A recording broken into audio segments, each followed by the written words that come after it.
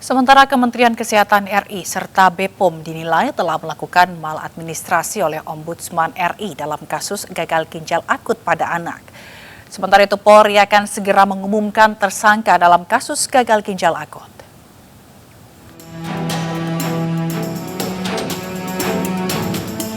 Kasus gangguan ginjal akut progresif atipikal, gagal ginjal akut pada anak GGAPA terus berkembang dan bertambah penderitanya di Indonesia.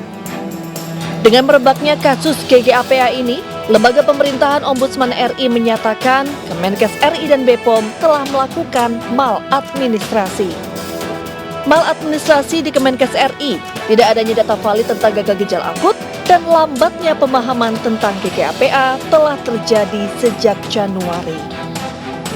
Untuk BPOM sendiri diantaranya lemah dalam pengawasan obat sebelum didistribusikan dan tidak maksimal dalam verifikasi dan validasi penerbitan izin edar.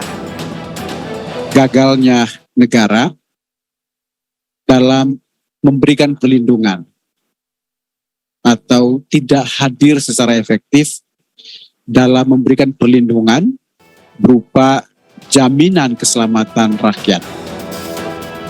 Ombudsman merekomendasikan agar kondisi ini ditetapkan sebagai kondisi luar biasa, agar penanganan dari pemerintah juga dilakukan dengan luar biasa. Sementara itu, Polri akan segera mengumumkan tersangka dalam kasus gagal ginjal akut yang menyebabkan ratusan anak meninggal dunia. Menko Pembangunan Manusia dan Kebudayaan Muhadjir Effendi menyatakan telah berkoordinasi dengan pihak terkait. Muhadjir menyebut dalam waktu dekat akan segera mengumumkan tersangka dalam kasus gagal ginjal akut. Sudah melakukan pengusutan yang dilakukan oleh Pak Kapolri dan saat kurang tahu tadi apa sudah diumumkan atau belum. Dalam waktu dekat akan ada yang sudah ditetapkan sebagai tersangka dalam kasus ini. Per 24 Oktober 2022, Menteri Kesehatan mencatat ada 245 pasien yang terkena gagal ginjal akut. Dari 245 itu, 141 diantaranya meninggal dunia.